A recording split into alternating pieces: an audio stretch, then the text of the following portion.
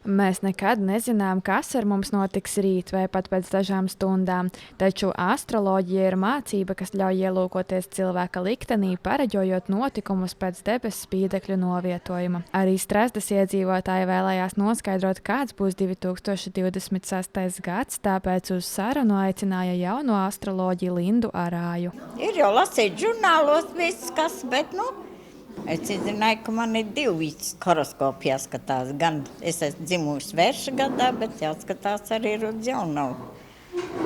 Abi tādi ir, ko padomāt.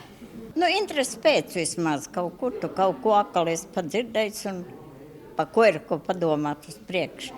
Vai tu pieņem vai nepieņem, tā jau ir cita lieta. Man liekas, ka cilvēki dalās divās daļās. Tie, kuri tic un tie, kuri netic. Un tie, kuri netic, manuprāt, vienkārši nav pārbaudījuši, ka tas strādā.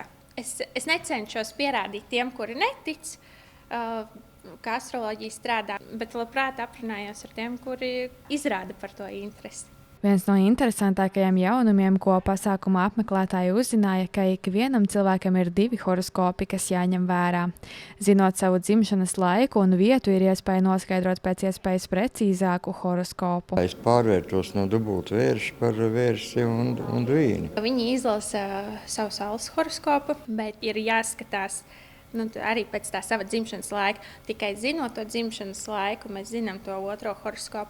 Astroloģijā ir vairākas mājas, kur tās planētas tranzitē pāri. Un tad pēc tā ascendenta mēs varam precīzi pateikt, kur vēl viņas būs un kā viņas ietekmēs cilvēku. Ja iepriekšējie 2,5 gadi bija mazliet sapņaini un šķita, ka daudz kas ir neskaidrs, tad šogad būs jāpieņem lēmumi un jārīkojas. Galvenais arī nestrept karstu. Apdomīgi, mērķtiecīgi, tāds jauns sākuma gads varētu pateikt. Veiksies Vēžiem gada pirmā puse, tālāk būs Lauvas no jūlija, kuras būs tādas veiksmīgākas.